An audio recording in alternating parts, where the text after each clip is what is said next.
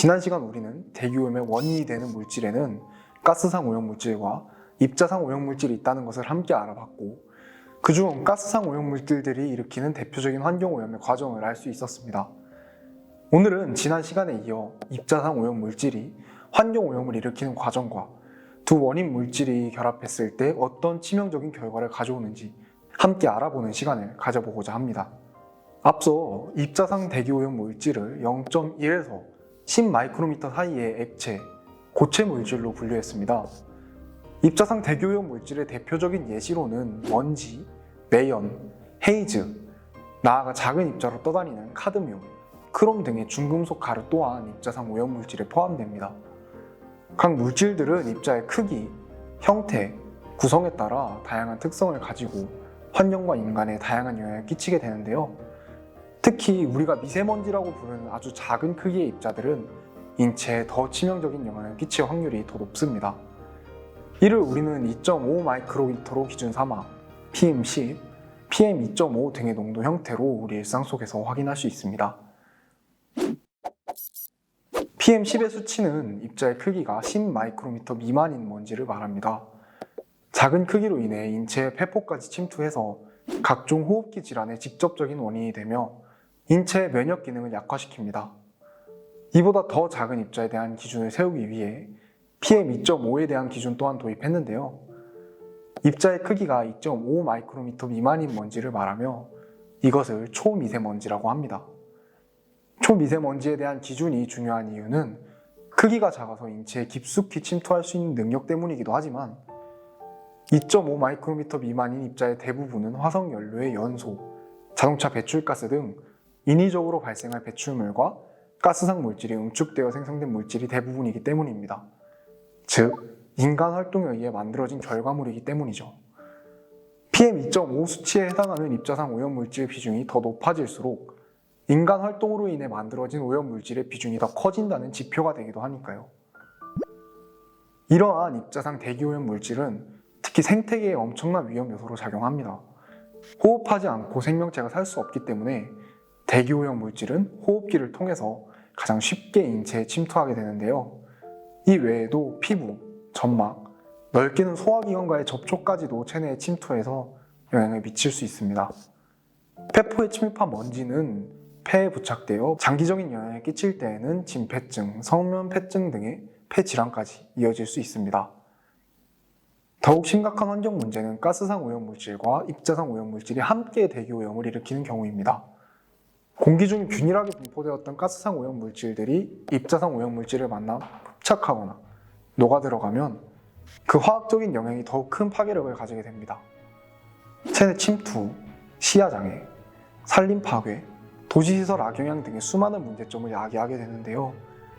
이러한 현상의 가장 대표적인 예시가 바로 우리가 흔하게 알고 있는 스모그입니다. 스모그는 원래 연기와 안개가 섞인 것을 가리키는 말이었지만 현대에 와서 대기오염 물질로 하늘이 뿌옇게 보이는 현상을 부르는 말로 쓰이게 되었습니다.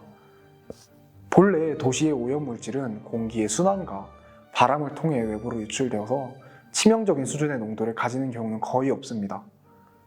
하지만 특정한 원인을 통해서 공기가 도시 내부에 갇혀 있고 지속적으로 오염 물질이 방출되어 도시 중에 계속 쌓이게 되면 결국 위에서 언급된 치명적인 대기오염, 스모그가 발생하게 되는 것입니다. 스모그는 평지 주위에 산이 둘러싸인 분지 지형, 바람이 적은 무풍 상태, 찬 공기가 지면에 가깝고 뜨거운 공기가 하늘에 위치한 기온 역정 상태로 인해서 대류가 일어나지 않는 상황에서 오염물질이 누적될 때 쉽게 발생할 수 있습니다. 이러한 스모그는 크게 두 가지 종류로 나뉘게 되는데요. 런던형 스모그는 겨울 산업시설, 난방시설의 석탄 연소로 인해 만들어진 결과물인 1차 대기오염 물질에 의해서 도시에 스모그가 발생하게 됩니다. 주로 생명체에 피해를 끼쳐서 기관지염, 천식, 폐섬유증과 같은 증상으로 건강을 위협합니다.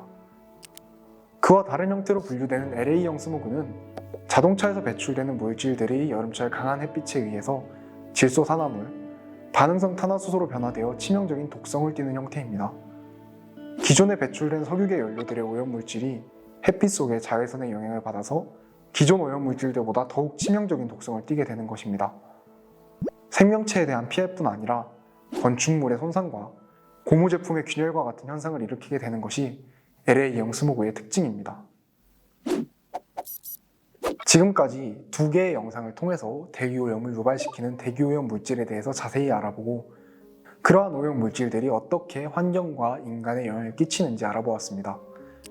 다양한 오염 물질들이 지구 전체에 끼치는 영향부터 도시라는 작은 단위까지 영향을 줄 수 있고 이러한 원인들이 모두 대기오염 물질의 작용 때문이라는 것을 확인할 수 있었는데요. 중요한 점은 이러한 대기오염 물질들이 배출되는 시설이 꼭 거대한 공장이나 오염 배출 시설이 아닌 자동차, 난방, 실내 오염 물질 등 다양한 방식으로 배출될 수 있다는 점입니다.